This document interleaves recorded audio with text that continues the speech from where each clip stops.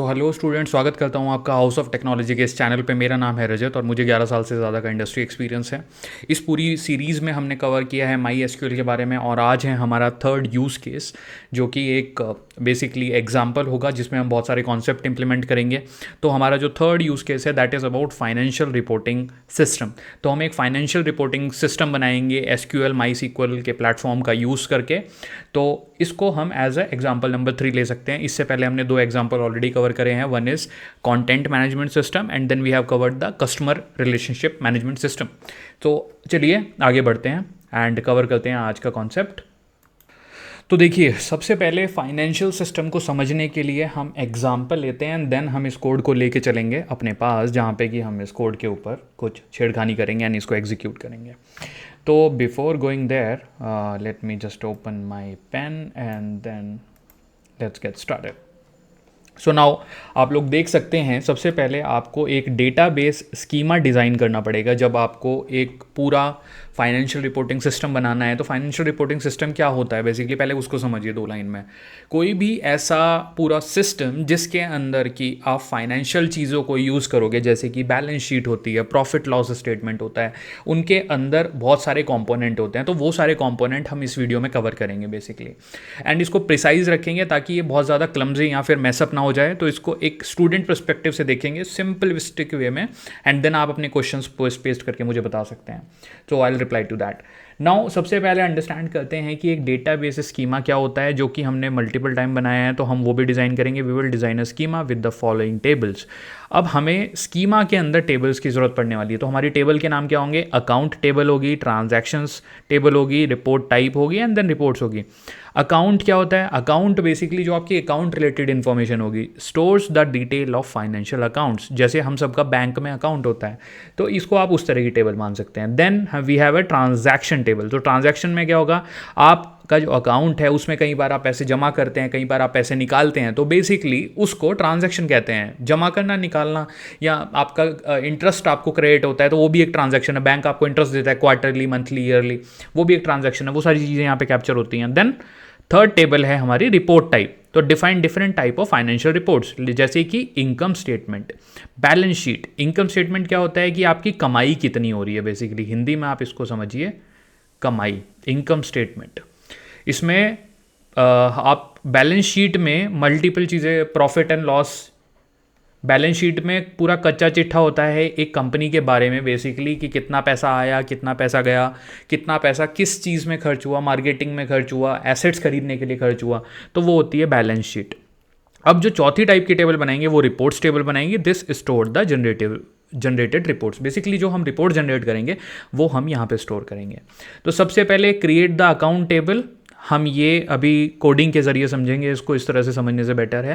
Then transaction table बन रही है, देन रिपोर्ट टाइप टेबल बन रही है एंड देन रिपोर्ट टेबल बन रही है। तो अब सबसे पहले हम इस सारे कंटेंट को उठा के लेके चलते हैं अपने सॉफ्टवेयर के अंदर, जहाँ पे हम इसको रन करेंगे बेसिकली। इतना मैं कॉपी करके लेके चलता हूँ। I will just copy it and let me open the work bench.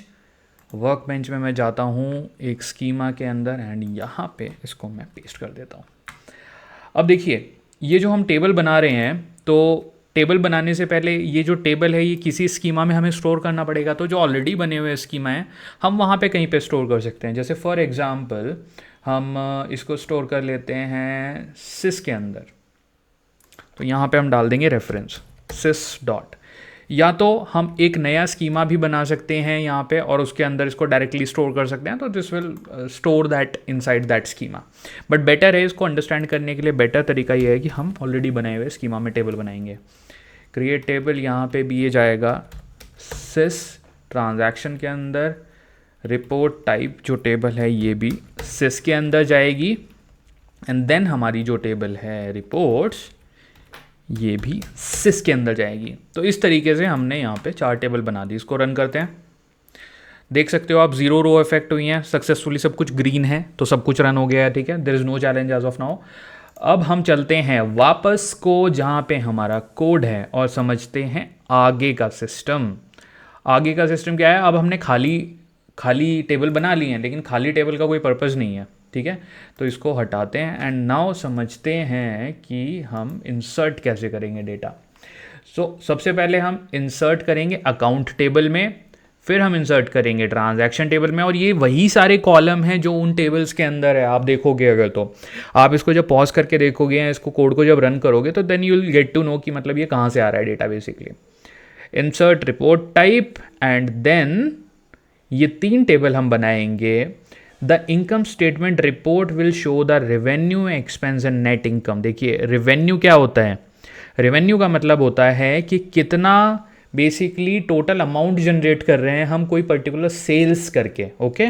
Then expense क्या होता है, एक्सपेंस होता है कि ये जो हमने एक्स सेल्स करी है, रेवेन्यू हमारा है, उसमें से हम जब एक्सपेंस को माइनस करेंगे तो हमारा प्रॉफिट आता है, तो x minus 1 is your profit. Expense क्या होता है, एक्सपेंस होता है जैसे स्टाफ की सैलरीज हैं, ठीक है, स्टाफ की सैलरी।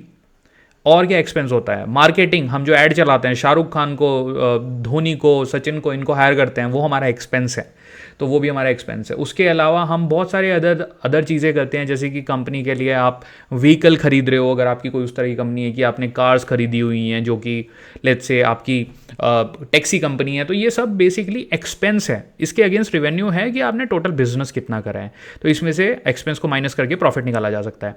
अब नेट इनकम क्या होती है, नेट इनकम आती है ऑन अ डिफरेंट साइड, ठीक है। नेट इनकम को समझने का सबसे बेस्ट तरीका क्या है, नेट इनकम को समझने का सबसे जो अच्छा तरीका है वो ये है कि जो कि हमने अभी अभी बात करी है बेसिकली, तो जो मैं आपको प्रॉफिट बता रहा था, तो नेट इनकम घूम फिर के हमारा वही नेट इनकम है कि कमाई कितनी हुई है। ये तो आपने पूरा बिजनेस बता दिया, ठीक है, पूरे बिजनेस को तो आप काउंट नहीं कर सकते, उसमें से एक्सपेंस माइनस करोगे और नेट इनकम निकालोगे।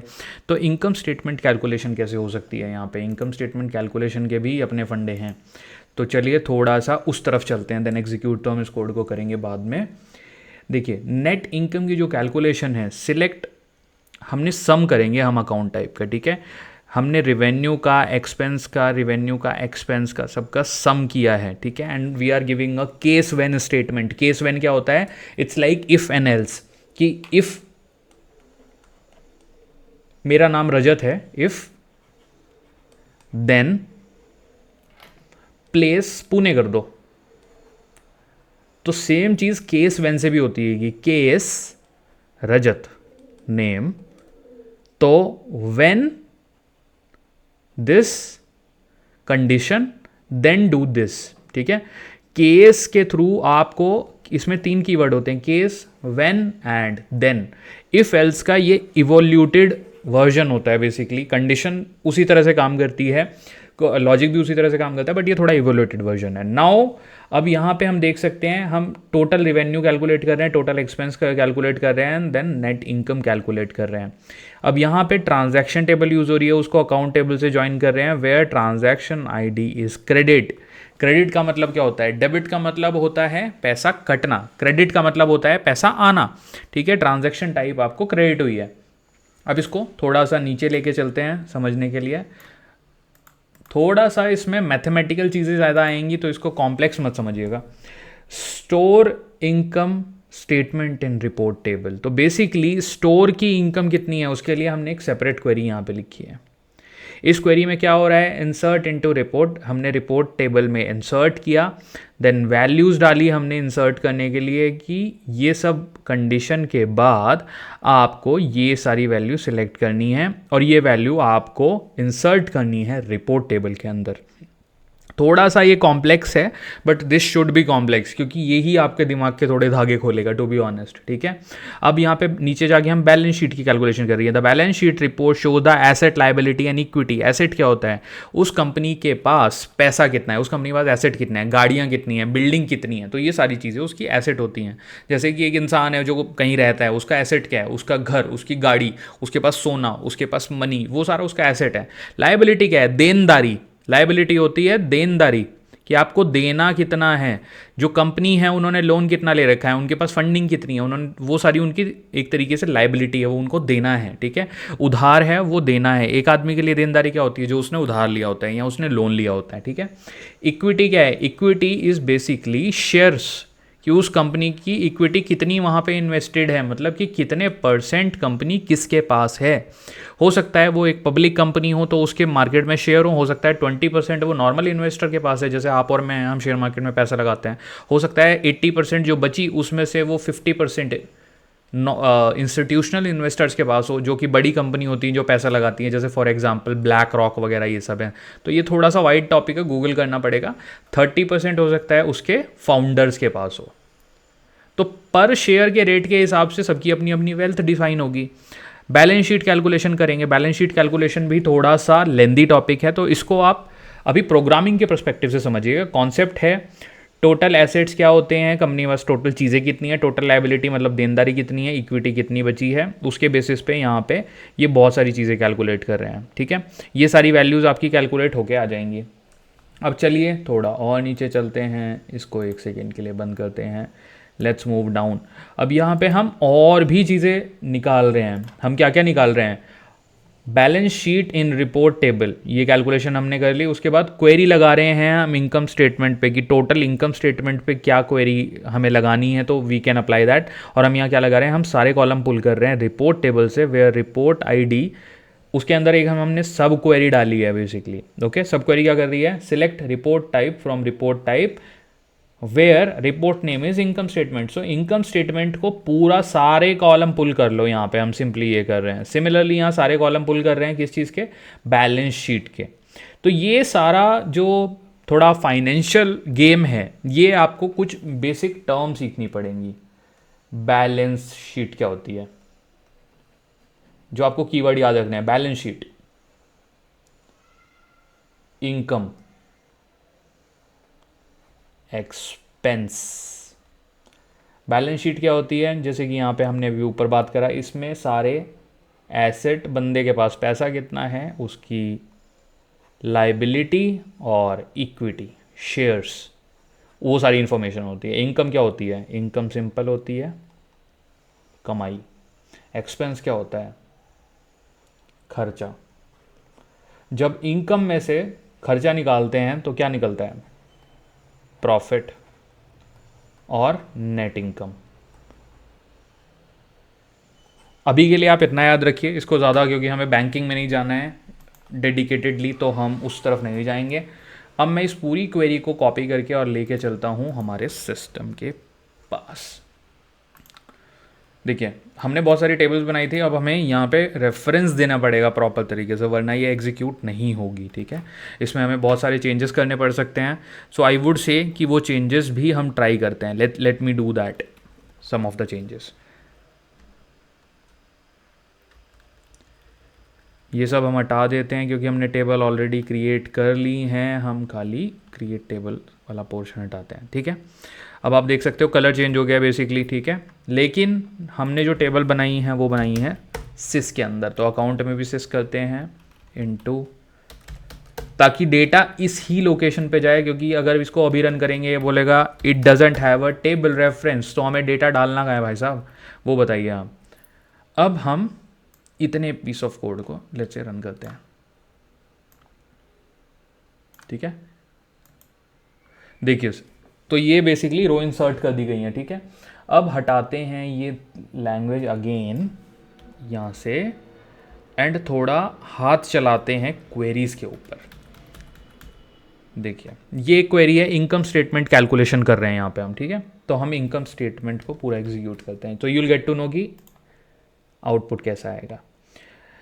नो डेटाबेस सिलेक्टेड, हमने यहाँ पे रेफरेंस नहीं दिया है। अगेन ये बहुत ही बेसिक मिस्टेक है, हम सब करते हैं। तो ज्वाइन किस पे करना है, इसको रेफरेंस ही नहीं पता। अब हमने यहाँ रेफरेंस दे दिया तो ये रन होगा। देखिए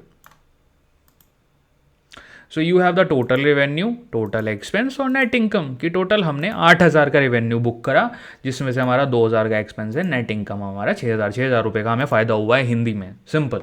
ठीक है, इस तरह से अब हम देखते हैं स्टोर की इनकम स्टेटमेंट इन रिपोर्ट। अब इसको हमें रेफरेंस देना पड़ेगा प्रॉपर। इसमें हम इंसर्ट कर रहे हैं टेबल रिपोर्ट्स टाइप, तो यहाँ फ्रॉम आ गया सिस डॉट रिपोर्ट्स टाइप।